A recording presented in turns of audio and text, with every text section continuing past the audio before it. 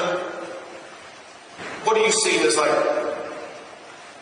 kind of your perspective of Kamala Harris and the challenges that you've had with her?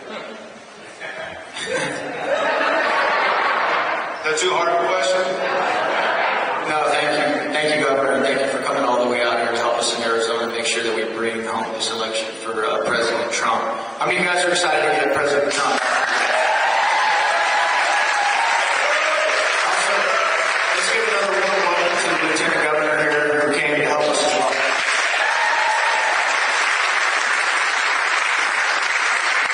So, Governor, my biggest problem with Kamala Harris is I have a real problem with how cozy she is with socialism and radical leftist ideologies. Even, when you look at who she picked for VP, Tim Walz, or Governor Walz, and some of the comments that he's made, one man's socialism is another man's neighborliness. I think a lot of us thought that she was going to try and pick some moderate to kind of water down the image of her being the most radical member of the United States Senate, but no, she didn't do that at all. And that's terrifying to myself as a father who's raising two, beautiful young daughters here in Arizona. I feel like I've lived a great life, sir, and I feel like I've been so blessed to be able to serve my country, start a small business, and now run for Congress. And guys, I never thought I'd be in politics. I never thought I'd run for office. But as I was running my business and I was watching what was going on in this country and how radical it was becoming, I thought to myself, if my daughters are going to have a chance, we need men and women to run for office that never wanted to be in office but actually have the courage to do the right thing when it might cost you. And that's definitely been, my experience as a freshman Congress member.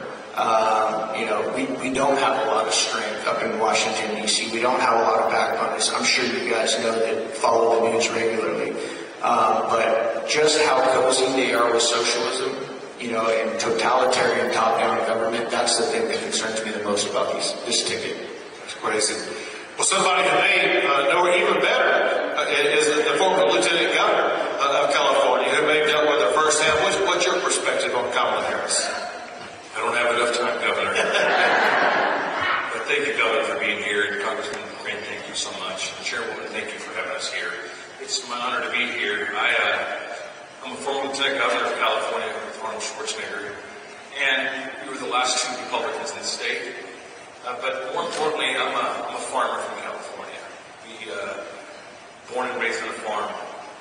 And I can tell you that I'm here today because we're lucky to have Donald J. Trump running for office, because he really doesn't have to be doing this, to be very sincere with you. He's got it all, but he loves his country. He loves America. When you see him hug the flag, that's genuine. That's who he is.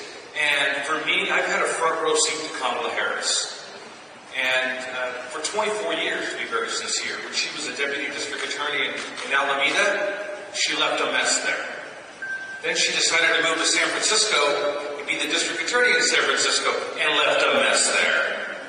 And then she got married and moved to Los Angeles and left a mess there too, with the homelessness population as a U.S. Senator. And now she's the Vice President. Now, let me just share something with you. For me, I get up every morning loving my country and loving my family. But I know that my vote doesn't matter.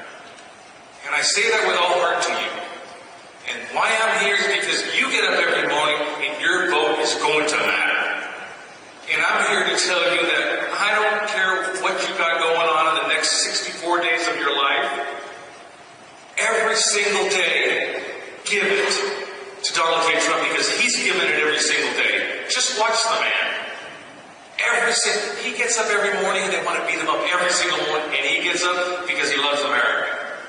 Now let me just give you a little on Kamala Harris. She's running as a prosecutor today. Look at her commercials, a prosecutor. What she doesn't tell people is that she's a prosecutor from San Francisco. And there is a difference. In my farm, we have a fence around my farm. And to be very sincere with you, that fence means nothing. It means nothing because of Kamala Harris' policies. Because in California today, you can steal $950 and nothing happens to you. Well, it is a misdemeanor. But since it takes a law enforcement officer about 5 hours to book somebody and it takes 2 minutes to get out, they just don't book anybody anymore.